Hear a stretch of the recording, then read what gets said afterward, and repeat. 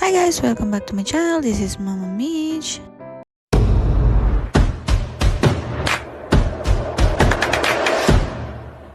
Share ko lang ang aming Christmas and New Year 2024. Nagsimba nga lang kami noong Christmas sa St. Mary's Church. Yan yung outfit namin. Nagpasalamat at nagdasal para sa safety, good health, and success pa ng aming pamilya. Pagkatapos nga ng misa, umuwi na rin kami, pero nagdaan kami para mag-lunch sa restaurant dito sa Saladin. Maganda nga yung restaurant, may mga ayos na ng mga okasyon. Nakalimutan ko lang kung anong pangalan. Wow. Order lang kami ng combo na grilled chicken, palabok at Shanghai. Hindi pa nga namin naubos yan, kaya naman tinake out na lang namin para sa bahay na lang kainin. Naaya ko nga mag-tiktok ang asawa ko para naman ma-entry din kami ng tugtog na ito. Sabi ko nga sa inyo, hindi ako bang sayaw eh. Simpleng step na lang, di pa rin kami magkasabay. Nag-celebrate nga kami ng New Year dito lang sa bahay. Nanood kami ng fireworks sa balcony. At nagpatla kami para marami kaming pagkain. And then pagkatapos namin kumain, nag-videoke at why not vodka. Merry Christmas!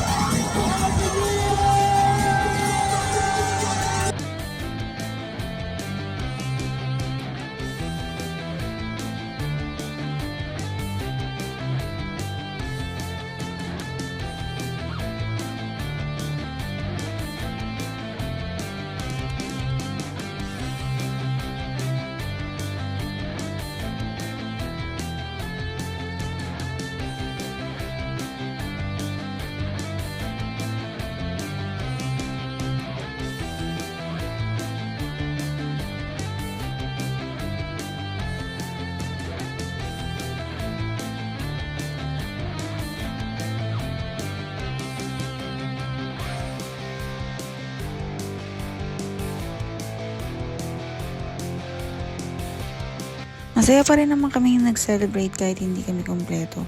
Dahil yung iba may lakad, yung iba naman hindi nag-celebrate ng New Year. Ito na nga ang pagkain namin. May nagdala ng donut, inihaw na pusit at baboy, sweet and sour, carbonara, caldereta, at ang niluto ko nga ay 4 season, yung gulay, sifu egg. Pagkatapos nga kumain ay nag-party na, videoke at inuman na.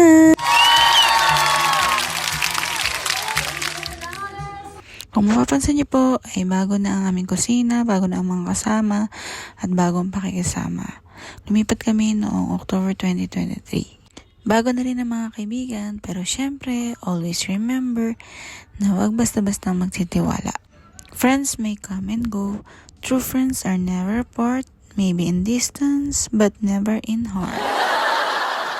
May exchange gift nga para kami at worth 50 dirhams. Ang natanggap ng asawa ko ay comforter. Tapos ako naman, ang hiniling ko ay pressure cooker.